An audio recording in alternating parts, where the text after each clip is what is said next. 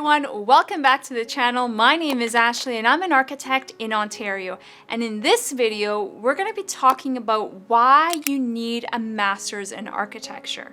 So I received a great question from a viewer that mentioned, hey, you talk about master degrees a lot in architecture on the channel. Why exactly do we need a master's? And I thought that was a great question, and I want to shed some light on why exactly would you need a master's degree in architecture. So if you're curious and interested, let's get started. Now, before we get into why you would need a master's degree in architecture, I want to define what exactly are the different types of master's degrees. So it's important to note that there is a professional master's degree and a post-professional master's degree, which are different. A professional master's degree is accredited. They are accredited programs by the CACB or NCARB, and they are accredited programs that fulfill the requirements for your education in order to get your license.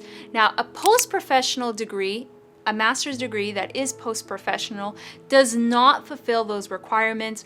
It cannot help you toward getting licensed since those degrees are not accredited. So one of the main reasons for you to get a master's in architecture is in order to get your license as an architect.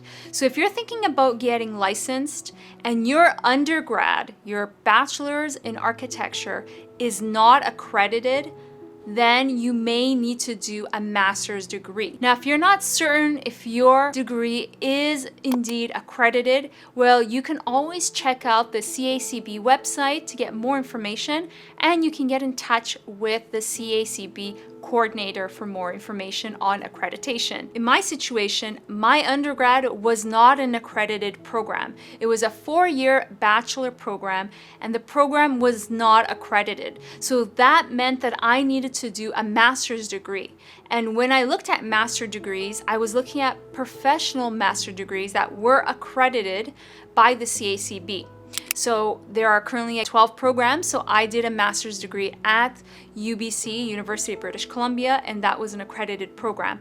Because I wasn't 100% sure if I wanted to get licensed, but I wanted to make sure that if I did do a master's degree in architecture, that it was accredited in case I wanted to get my license afterwards, which ended up being the case. So if you're uncertain if you want to get licensed, but there is still a small idea in your mind that you want to get licensed, then I would go through an accredited master's degree program, because once you graduate, in a few years working in the industry, you may want to get your license. So, and if your master's was not accredited, then you're not able to get your license in architecture and become a licensed architect. So that's something important to keep in mind. Number 2 reason to get your license is for personal growth. I know a lot of friends and colleagues in the industry that have a bachelor degree that is accredited. It's at least a 5-year bachelor program, and they decided that they still wanted to do their master's degree. They decided that they still wanted to pursue a master's because they wanted to sharpen their skills, develop their skills further, and they were looking at studying abroad as well. And so they still felt like a master's degree would really help them professionally as well. And so they made sure that when they did do a master's that it was accredited, so that they're able, of course, to have that accreditation. But of course, they could have also done a post-professional degree as well, so that's something to keep in mind.